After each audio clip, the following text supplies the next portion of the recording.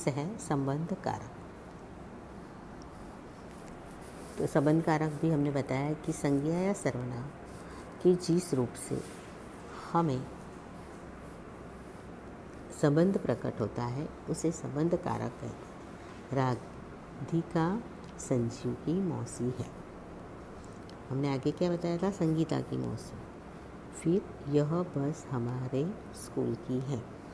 तो संजीव की मौसी, राधिका संजीव की मौसी। तो राधिका किसकी मौसी है? संजीव की। फिर बस किसकी है? तो कि स्कूल की। तो यानी हमें क्या पता चला, इसका रिलेशन क्या है, संबंध क्या है? तो कि भाई राधिका संजीव की मौसी है और बस स्कूल की है। तो यहाँ की विभक्ति प्रत्यय लगा। फिर अधिकरण कारक। अधिकरण कारक में संज्ञा या सर्वनाम के जिस रूप से क्रिया के समय स्थान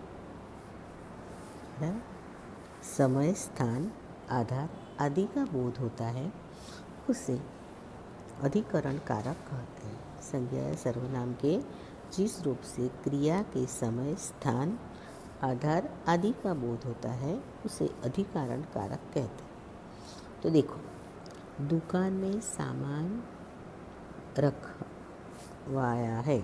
दुकान में सामान रखा है। पर्वतों पर बर्फ गिर रही है ना? तो दुकान में सामान रखा है। तो अधिकरण के विभक्ति चिन्ह कौन से थे? में और पर। में सामान रखा, पर्वतों पर बर्फ गिरी। फिर है लास्ट संबोधन कारक। तो जिस संज्ञा या सर्वनाम का प्रयोग संबंधों के रूप में होता है उसे संबोधन कारक कहते हैं। जिस संज्ञा या सर्वनाम का प्रयोग संबंधों के रूप में होता है उसे संबोधन कारक कहते हैं। ओके, तो इसके उदाहरण देखिए। अरे पारुल तू गाती भी है। अरे पारुल तू गाती भी है। हे भगवान रक्षा करो, है ना? तो अरे और हे क्या है? हाँ, अरे और हे संबोधन है। संबोधन की परिभाषा मैंने क्या बताई? तो प्रयोग किसका प्रयोग होता है? संबोधन के रूप में किया जाता है ना? संबोधन के रूप में उसका प्रयोग किया जाता है ना? तो देखिए, अरे पायल तू गाती भी है। हे भगवान रक्षा करो। चलो अब हम आते हैं अभ्यास के प्रश्नों की ओर। निम्नलिखित रेखांकित पदों में प्रयुक्त कारकों के नाम लिखिए। तो देखिए, पहला है दिनेश ने चॉकलेट ली। दिनेश ने चॉकलेट ली। दिनेश ने क्या ली? चॉकलेट। तो कर्ता कारक हुआ। फिर है कार पेट्रोल से चलती है।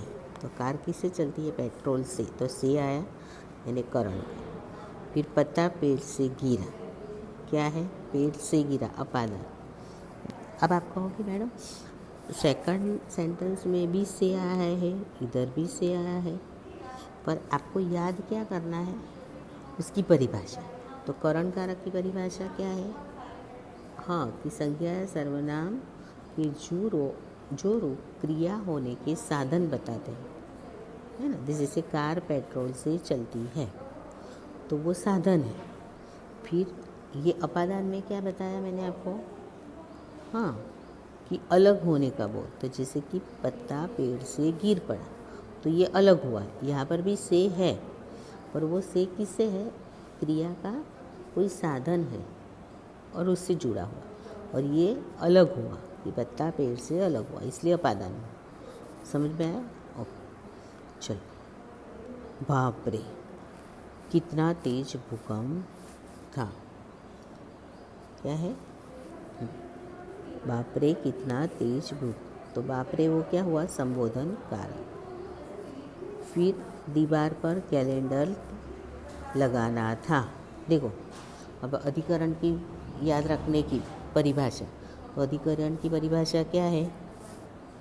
हाँ, जिस क्रिया के समय, स्थान और आधार, तो हमारा समय और आधार क्या है? तो कि भाई दीवार पर कैलेंडर लगाना था, पर आया विभक्ति से, पर वो दीवार पर कैलेंडर लगाना था, अधिकरण कारक। ओके, चलो फिर देखते हैं 6 है हमारा, यह वहाँ पर खड़ी साइकिल सुजाता की है ना? तो साइकिल किसकी है? सुजाता की।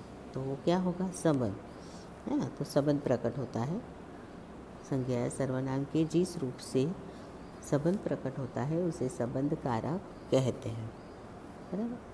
फिर है पिताजी आशुतोष के लिए पुस्तकें लाए। देखो अब ये संप्रदान हुआ है ना, तो यदि किसी को देने या किसी के लिए कुछ कार्य करने का पता चले तो वो क्या होगा? संप्रदान कारक। यानी पिताजी आशुतोष के लिए पुस्तकें लाए, यानी संप्रदान। फिर स्वामी जी ने भक्तों को समझाया। देखो समझने वाला कौन है? तो कि भक्त, तो उसको को विभक्ति चिन्ह लगा, यानी कर्मकार। फिर है मैं पिताजी के लिए कमीज़ लाया हूँ। मैं पिताजी के लिए कमीज़ लाया हूँ, तो मैं पिताजी के लिए कमीज़ लाया हूँ, वो क्या होगा? संप्रदान कारक। क्या होगा? संप्रदान। संप्रदान कारक क्यों होगा? क्योंकि हम किसी को के लिए कार्य करते हैं या किसी को कुछ देते हैं, इसलिए वो संप्रदान कारक, बराबर। तो ये स्वाध्याय के प्रश्नों आपको अपनी कॉपी में लिखने हैं। यहाँ पर हमारा व्याकरण का ये चैप्टर पूर्ण होता है। आपको कारक की परिभाषा, कारक के भेद याद रह गए होंगे, बराबर। समझ में आ गया आपको? ओके, तो अब हमारा धीरे धीरे लेसन भी पूर्ण हो रहा है। तो अब हम आएंगे, उसके बाद हमारा जो है लेसन आखिरी, उसकी और चर्चा करेंगे इसके बाद वाले वीडियो में। ओके।